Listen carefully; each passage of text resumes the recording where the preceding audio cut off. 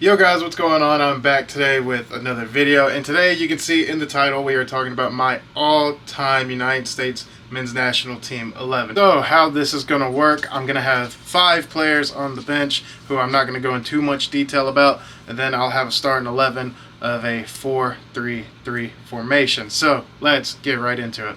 Now with the first player I have on the bench, it is Matt Turner. Well, I know that's a bit of a surprise considering he got his first cap in early 2021, but he was our starting goalkeeper in the 2022 World Cup, and I think Matt Turner is a great goalkeeper, and I love his story, how he's a late bloomer into the U.S. and he got his World Cup, and now he's got his move to Arsenal, and I think he's going to be the #1 for the U.S. for a good few years. Now, the second player I have on the bench is Steve Cherundolo. And a fun fact about Steve Cherundolo, he spent his whole career outside of the U.S., which is very rare. He never once played in the MLS. He spent his whole career in the Bundesliga in Germany with Hannover. And he is a solid right back to have, and he is my second choice.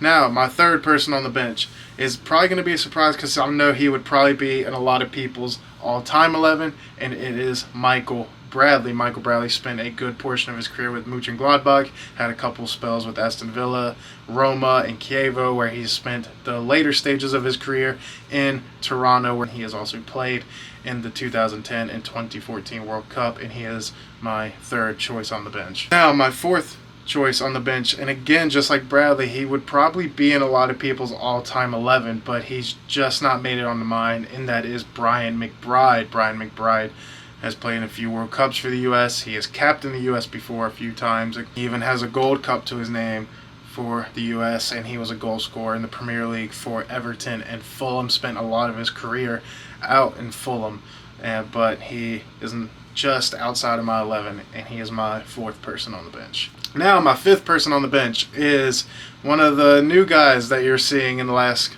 year or two, and that is Gio Reyna. Gio Reyna's ceiling is so high, and who knows what else he's going to accomplish in his career. He's got 18 caps and 4 goals with the U.S., and he has a Nations League trophy under his belt and a DFB Pokal with Borussia Dortmund. Now, Gio Reyna, he's still very, very young. He has a lot of learning to do, and he is going to accomplish so much in his career. I have no doubts about it. He has a high ceiling, just like a lot of these guys that you'll soon see on my all-time 11. And Gio Reyna, of course, he is one that is compared to Pulisic as far as like the potential and where else he can go in his career and what he can achieve. But just not yet. He's not in my all-time 11, but for now he is already making his way, and he is just outside of it. Now we're going to get into my all-time 11, and we're going to start with the goalkeepers, making our way all the way to the top. Now, the first person, of course, is my goalkeeper, and it is Tim Howard. Tim Howard, of course, spent a lot of his career over in England with Everton and Manchester United. He even won an FA Cup with Manchester United. He has 121 caps for the U.S., for 400 appearances with Everton, and 1 goal. Of course, we all remember that 1 goal he scored, and he also has the record for the most saves in a World Cup match, of course, against Belgium in 2014 in Brazil. Tim Howard is a very solid goalkeeper. He's good with his hands. He can distribute a ball, and he is just a great goalkeeper, and he is my first person in my all-time 11. Now, starting from right to left on my defensive end and my 4 defenders, and it is my right back, and it is one of the newer guys, as I said before. It is Sergiño Dest. Sergiño Dest, first USA player to ever play for Barca and score for Barca from the U.S. He played in the 2022 World Cup, has a Nations League and a Copa del Rey trophy. Sergiño Dest is a very good, new, modern fullback who is almost as a second winger. He's very good at going forward. I still think he needs a lot of improvement with his end product and his defensive part of his game, but Sergiño Dest is very good at running from basically corner flag to corner flag offensively and defensively, and he is going to be one of those players I look forward to seeing in the U.S. jersey for a very, very long time, and there is no doubts in my mind where he is going to go in his career and what he can achieve. Now, for my first center back, it is Eddie Pope. Eddie Pope with 3 MLS Cups and a Defender of the Year in the MLS in '97. He has 1 Gold Cup, played in the '98, 2002, and 2006 World Cup, has 82 caps for the U.S., and has 8 goals. Eddie Pope was a very, very solid defender. He is very quick and he is very physical. He's good in the air. He can track back. And there's not a lot of defenders on this USA team nowadays that are similar to him. The only one I can maybe think of is Miles Robinson, but Eddie Pope, very quick defender, and he is the first center back of the 2 that I have. Now, for my second center back, it is the captain, Carlos Bocanegra. Carlos Bocanegra has 110 caps for the U.S. He has 3 MLS Defender of the Years, 2 Gold Cups, and over 100 appearances for Fulham where he captained, and he played in the 2006 and 2010 World Cup. Carlos Bocanegra was a very traditional defender who marked his man very well, who put in a hard tackle. And Carlos Bocanegra is my second center back. For my left back, and it's weird having him in left back considering the majority of his career he played as a winger until the later stages of his career, and it is DaMarcus Beasley.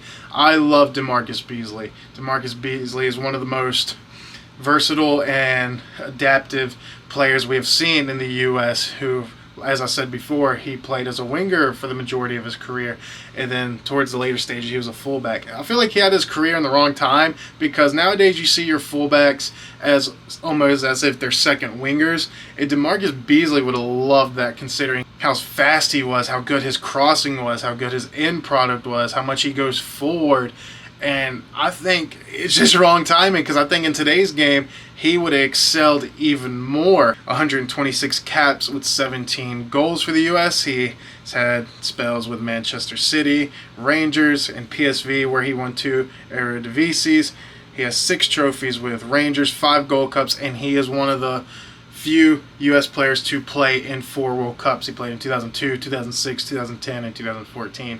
And I remember when I was a kid, DaMarcus Beasley, him and Landon Donovan were those today's Pulisic's and Arenas of how high their ceiling was way back in the day, and how young they were compared to a bunch of the guys you saw on the team at the time.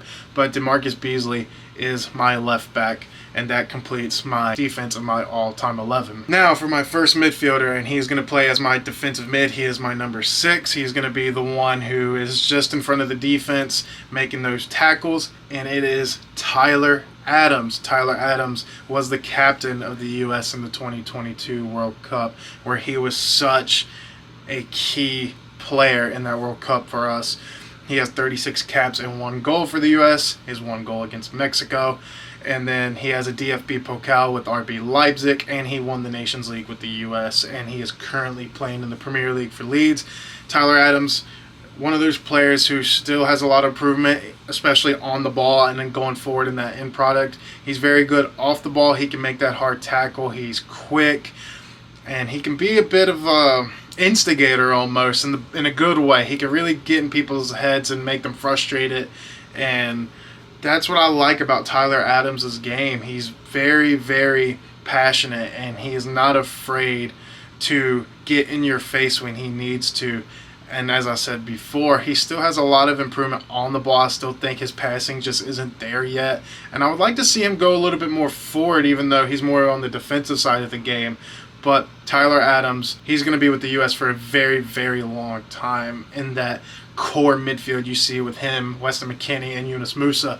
But he is my first player in the midfield, and he is my holding midfielder as the number 6. From my midfielder that is just in front of Tyler Adams, my box-to-box midfielder as my number 8, it is Weston McKennie. I am such a big fan of Weston McKennie. Weston McKennie has 43 appearances and 11 goals for the U.S. He has 2 trophies with Juventus and a Nations League, and he played in the 2022 World Cup. And he started his youth career with FC Dallas, where he got a move to Schalke, where he made his first professional team appearance with Schalke. He got his move to Juventus, scored goals against the likes of Milan and Barcelona, and now he is on loan with the Leeds, playing alongside his U.S. teammates Brendan Aronson and Tyler Adams. Weston McKennie has everything in a perfect number 8 in a box-to-box. He can go forward and score goals. He can get back and defend. He's quick. He marks his man. He's good in the air. He's physical. Weston McKennie is a perfect number 8, and I'm so excited that he's going to be with the U.S.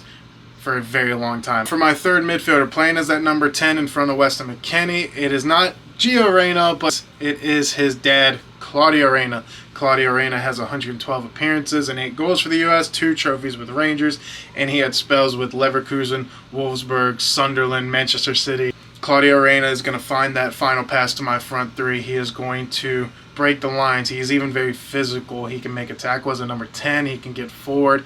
He is very good on the ball. He can drop the shoulder very quickly. Claudia Arena is my number 10. Now for my first player in my front 3, and he is my right winger / right midfielder. It is the legend himself, the person I idolized as a kid growing up. It is Landon Donovan. Landon Donovan, of course, the all-time leading goal scorer for the U.S. with 57 goals and 157 appearances. He has 6 MLS Cups, 4 with the Galaxy and 2 with San Jose. Even has the MLS MVP award named after him. He is the second top goal scorer in MLS and the all-time leading assists in MLS. Landon Donovan had spells with Everton, Bayern Munich, and Bayer Leverkusen, and even played for a club in Mexico. And Landon Donovan, if you need someone to step up when you need him most, get you that clutch moment. We all know what moment I'm talking about specifically. Landon Donovan is your guy. And I was really bummed he didn't play in the 2014 World Cup. He played in the 2002, 2006, and 2010 World Cup.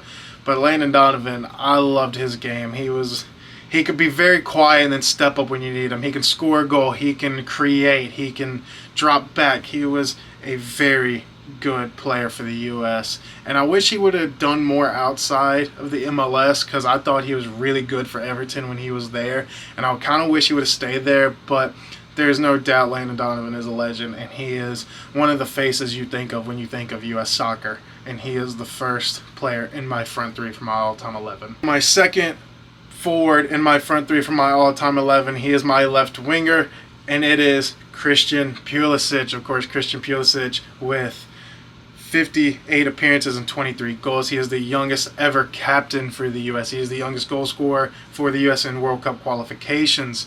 He has won a Champions League with Chelsea. He has a Club World Cup for Chelsea. He has a UEFA Super Cup with Chelsea. He has a DFB Pokal with Borussia Dortmund. And I know his later stages right now with Chelsea aren't looking great. He's probably going to get a big move in the summer somewhere else, as he should, and get more minutes. And he has had a lot of injuries prevent him from getting more game time, but Christian Pulisic is only 24 years old. There's still so much he's going to achieve, I'm sure, with the U.S. and with club level. And Christian Pulisic is probably the best player the USA has ever produced. He's so good on the ball. He can take on a man. He can score a goal. He can create. He is a perfect number 10, and he likes coming in off that left side. Christian Pulisic is the face of U.S. soccer now, and he is who a lot of kids nowadays are going to be looking up to, wearing the jerseys of, just like we saw with Landon Donovan. Christian Pulisic, if he can stay fit, there's no doubt in my mind he's going to be probably the best player the U.S. has ever produced, and there's no questions asked. And I love watching Christian Pulisic play as well. As a Chelsea fan, it sucks that I don't get to see him play as much with injuries and all that, but I hope he gets his move over the summer and achieves even more than what he has already achieved at just such a young age. But he is my second player in my all-time 11. Now for my last player in my all-time United States men's national team 11, I think you guys know who it is. It is Clint Dempsey. Clint Dempsey, also tied with Landon Donovan as the highest goal scorer for the U.S. with 57 goals, and he has it in less appearances. He actually has it in 141 caps. He has played for Fulham and Tottenham Hotspur over in the Premier League, and he really excelled with Fulham. Scored 23 goals in one season. He had that famous chip against Juventus in the Europa League, and I didn't appreciate Dempsey's game until as I got older and started to know the game more. Clint Dempsey was such a clutch player, and he's exactly who the USA are missing right now. And as an all-in-all goal scorer, a 9 almost. He can play as a false 9 or an attacking midfielder. Clint Dempsey, he had, I hate I'm using this word, but he had so much swagger to his game that I feel like a lot of players don't have nowadays. Clint Dempsey, he can score with his right foot, he can score with his left foot, he can take free kicks, he can score headers. He was such a good player, and I didn't appreciate it until the later stages of his career where he captained us in the 2014 World Cup. He is also the only U.S. player to score in 3 different World Cups. He scored in 2006, 2010, and 2014. And I hate that he had to retire about a year or two earlier than when he was supposed to with a heart condition. But Clint Dempsey is such a good player. He does have 3 Gold Cups with the USA, and Clint Dempsey is my number 9. And that makes up my front 3 for the U.S. Men's National Team 11. Now, guys, that is my all-time United States Men's National Team 11. Let me know what your guys' is in the comments below. Let me know who you would change from mine, for instance. It's all about opinion, of course. You don't have to agree with mine. These are just players who I admired watching play when I was growing up and admire playing today. And this is what opinion's all about. I want to have a conversation with you guys. So let me know in the comments below who would be in your all-time 11 and why. Make sure you drop a like on the video, subscribe for more videos, and I'll see you all in the next one.